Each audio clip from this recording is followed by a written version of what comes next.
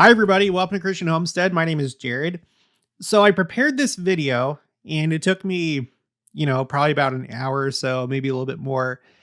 And just as I was about to record, I decided to check my email and I got this. This is from Daniel Yando, subject line Joseph Smith portrait unveiling at Morehouse College, the 1st of February 2026 audio. Jared, I was one of the near 100 in attendance for the unveiling. It was a wonderful event recognizing and honoring our beloved prophet Joseph Smith Jr. as as a champion of morality, freedom, and equal rights, doing as Jesus Christ would do. A beautiful, powerful spirit hearing the Book of Mormon quoted in such a setting honoring our prophet. Jesus was surely smiling. Please find the audio from the unveiling attached for you to listen to. Love the sounding of the trumpets after the unveiling. Oh, I didn't notice that. The sounding of the trumpets. That's fitting.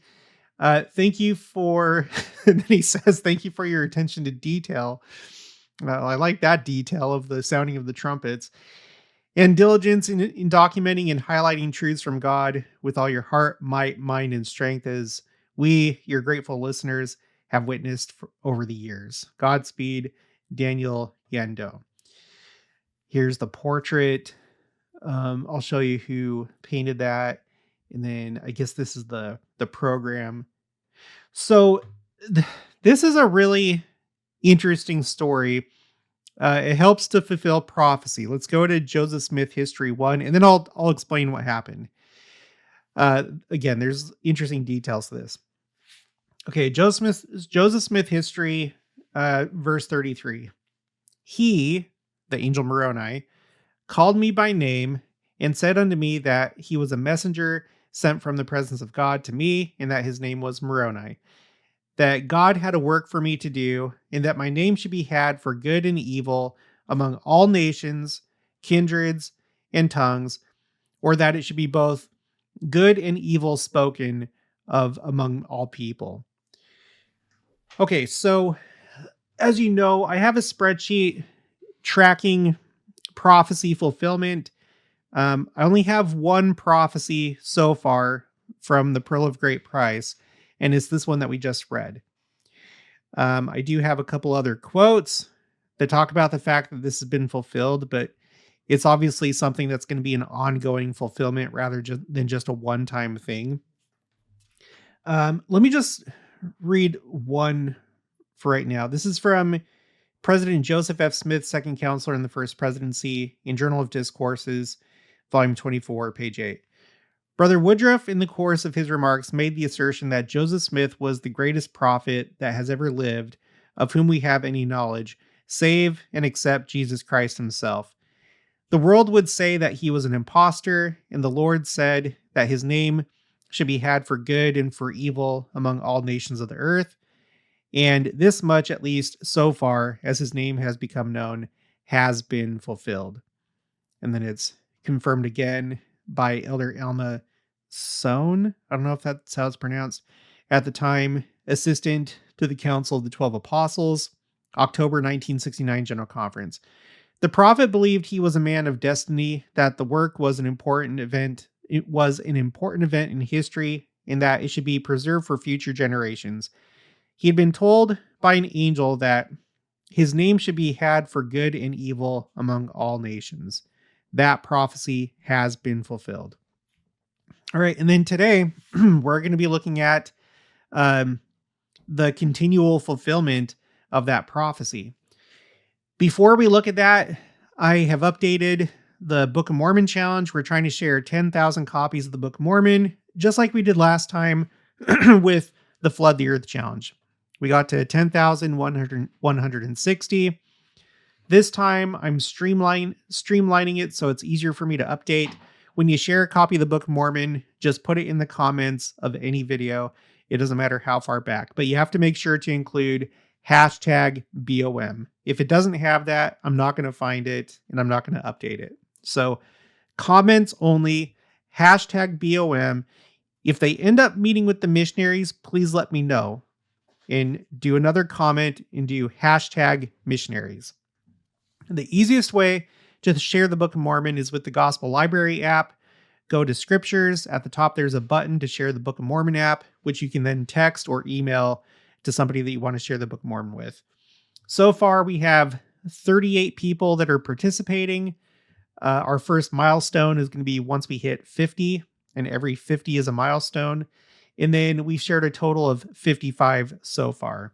We just barely started it in January, but please consider participating. It does have a converting effect on people. Okay, so we're looking at Newsroom, and there's this article called Portrait of Joseph Smith Unveiled at Morehouse College. All right, what is Morehouse College? Let's go to Wikipedia. Morehouse College is a private, historically Black men's liberal arts college in Atlanta, Georgia, United States.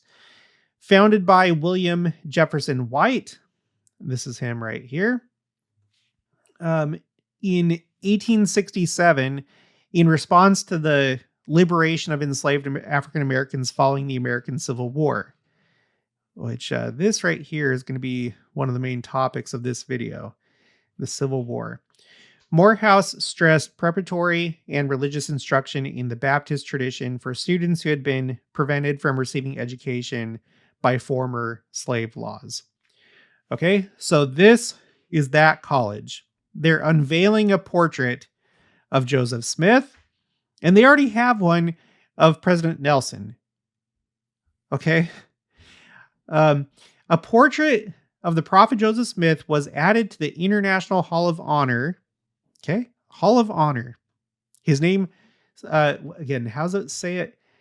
His name will be had for good and evil among all nations, kindreds, and tongues, and among all people. Okay. Well, in this case, good. International Hall of Honor in Morehouse College's Martin Luther King Jr. International Chapel in Atlanta, Georgia, on Sunday, February 1st, 2026. The hall includes more than 300 oil portraits of global leaders of the international civil and human rights movement. A portrait of the late President Russell M. Nelson of the Church of Jesus Christ of Latter-day Saints was added to the historically Black college's hall in 2023. Joseph's portrait will go between President Nelson and Abraham Lincoln. There's a picture of it right here. I'll probably have to zoom out so we can see it. So here's President, I guess, before the placement of this new portrait, this is what it looked like. So you got President Nelson right here, and then to the right, Abraham Lincoln. So they're going to shuffle things around a little bit, and Joseph Smith is going to go in the middle. And what's interesting is that if Joseph Smith goes currently where Abraham Lincoln is, right here, he'll basically be in the center of that wall. I don't know if that's what's going to end up happening. I don't think there's a picture of that. No. But whatever the case, it's President Nelson, Joseph Smith, and then Abraham Lincoln, and then everybody else that's here. You go back 10, 20, 30 years or more, you might not expect presidents of our church to have their portraits hung in a place like this. It just back then, and the further back in time you go, probably, it feels just like more like worlds apart, more and more. So it's interesting how times are changing. It's interesting how prophecy is being fulfilled and how the church is growing and expanding and having more influence. I wonder what all the students are going to think as they, walk down walk down or up these steps and they look at the portraits. It's just interesting. Here's like a big version of the portrait. Really good. It looks really good. Okay, next part. One significant way Joseph Smith advocated for basic rights for all came during his presidential run of 1844. While weaving in excerpts from the Book of Mormon and the text of the prophet's presidential platform, the Reverend Dr. Lawrence Edward Carter Sr., dean of the Martin Luther King Jr. International Chapel, called Smith's plan to abolish slavery, quote, among the most morally ambitious proposals of the antebellum era, end quote. The Reverend Dr. Carter praised, that's a key word when we're thinking about this prophecy, had for good or evil. The Reverend Dr. Carter praised the prophet's moral courage, quote unquote, in the pursuit of the presidency, noting that what he did was essentially a quote unquote death warrant. Continuing with Dr. Carter, Reverend Dr. Carter. He knew what he was doing. It didn't stop him. Think of the implications if he had won. Look at all the lives that would have been saved that were lost in the Civil War. That is an interesting thought. It's an interesting thought. We're going to take a little detour before we continue. Well, no, let me read the rest of this part.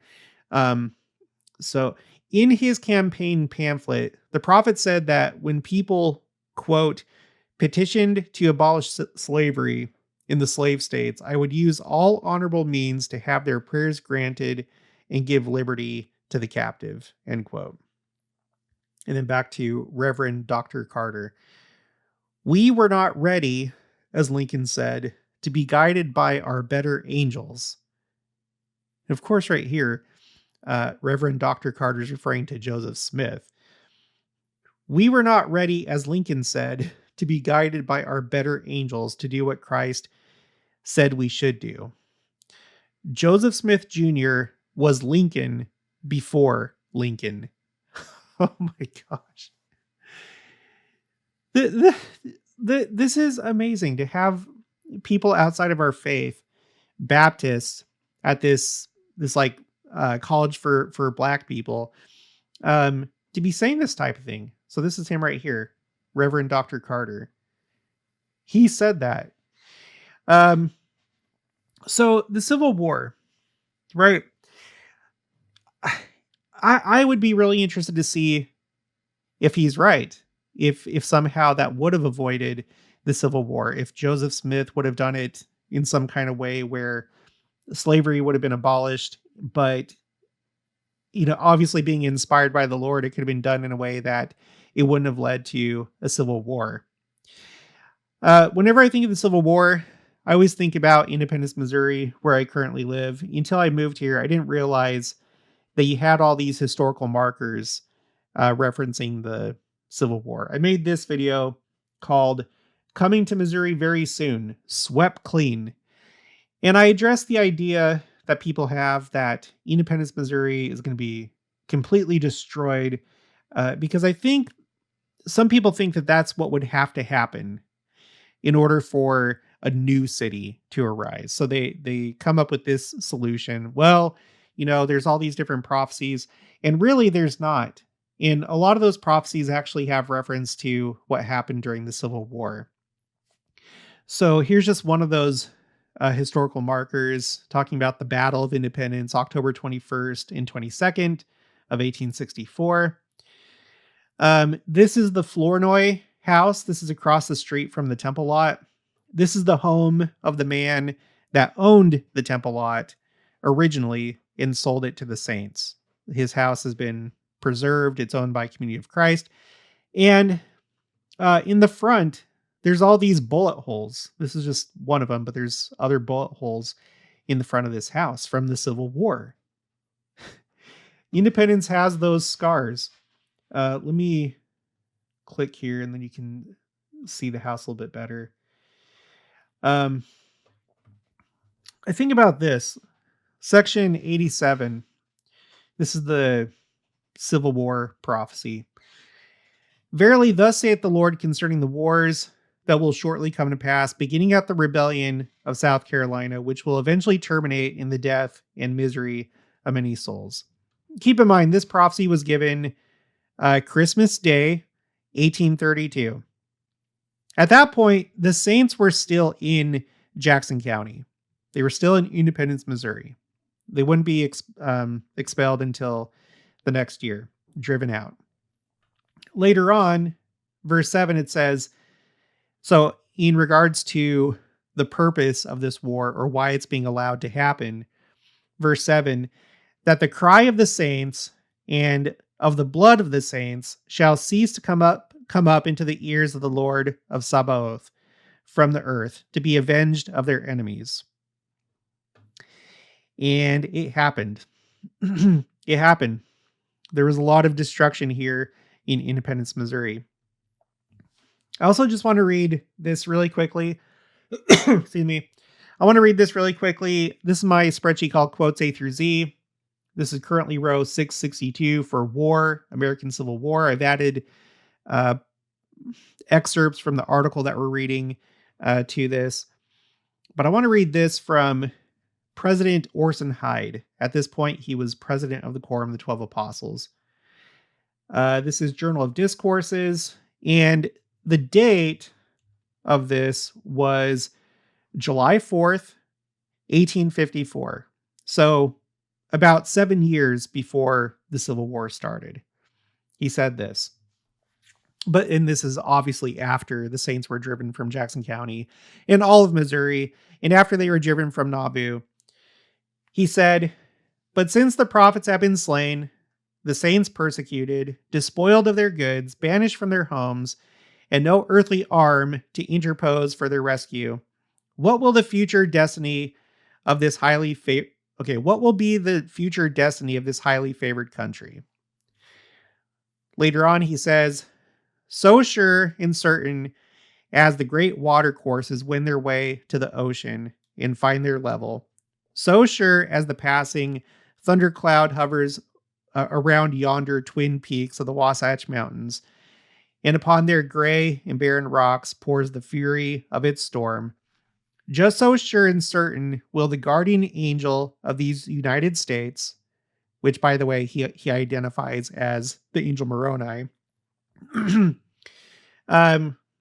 "fly to a remote distance from their borders, and the anger of the Almighty wax hot against them in causing them to drink the cup of bitterness and division, in the very dregs, stirred up by the hands of foreign powers, in a manner more cruel and more fierce than the enemies of the saints in the day of their greatest distress and anguish. And all this because they laid not to heart the martyrdom of the saints and prophets, avenged not their blood by punishing the murderers, neither succored nor aided the saints after they were despoiled of their goods and homes." Later on, "Had the United States been as faithful a guardian to the Latter-day Saints as the angel of God has been to them, she never would know dissolution, nor be humbled in dishonor by the decrees of any foreign powers." So, if Joseph Smith had become president of the United States, and therefore if the church would have been more accepted and not shunned and not murdered and driven out, then yeah, Orson Hyde says she would never know dissolution. And I think you could say the Civil War may not have happened. There wouldn't have been a division. It's interesting to think about. Let's go back to the article. Yeah, by our better angels, Joseph Smith Jr. was Lincoln before Lincoln. Noting the Book of Mormon teaching that God invites all to come unto him, black and white, bond and free, the Reverend Dr. Carter said, "Smith's revelations affirmed a gospel preached without racial distinction," end quote. The Reverend Dr. Carter also quoted the prophet's call to break off the shackles from the poor black man and hire him to labor like other human beings. Okay, quote, "Joseph Smith's opposition to slavery was rooted not merely in humanitarian sentiment, but in a theological certainty, the equality of human souls before God," he said. That's all that I have for this article. Newsroom. Again, here's the portrait. We're going to go to this church news article that also talks about this story. This is a person that attended. Jackie Parsons of the Etowah Valley Ward, Cartersville, Georgia stake, attended the unveiling with her daughter Jade Fountain. As converts who joined the church 3 years ago, they said the worship service was particularly inspiring. Quote, "What stood out for me was the coming together of the races," said Parsons, who is originally from St. Thomas in the Virgin Islands. Continuing with the quote, "Being honored in a Black historical college means so much. It shows growth, lots of growth. It just shows that God is in everything." Yeah, and I think she's right. I think it's growth in lots of different ways, including the actual growth of the church. It really is extending to all peoples, all kindreds, nations, tongues, races. Um, this portrait was painted by Connie Lynn Riley. Again, I think this is a really good portrait. This is her right here. And I'm glad that she decided to include the Nauvoo temple. In this article, she explains, how this came together and why she painted it the way that she did with the sunset and the temple. But this is a really good portrait. So this is going to be hanging up at this college. And who knows how many people are going to see it? Who knows how many people may become interested in this? It may want to know more about Joseph Smith and the church and President Nelson, because let's not forget that President Nelson's picture is hanging up there too. So, yeah, prophecy fulfilled. It's an ongoing fulfillment. And I'm really happy with what Morehouse College has done. And it's just so interesting to think about this in the context of the Civil War and everything that we just talked about. It feels like something else with prophecy is playing out. But anyway, that's going to be it for this one. I'll talk to you guys later.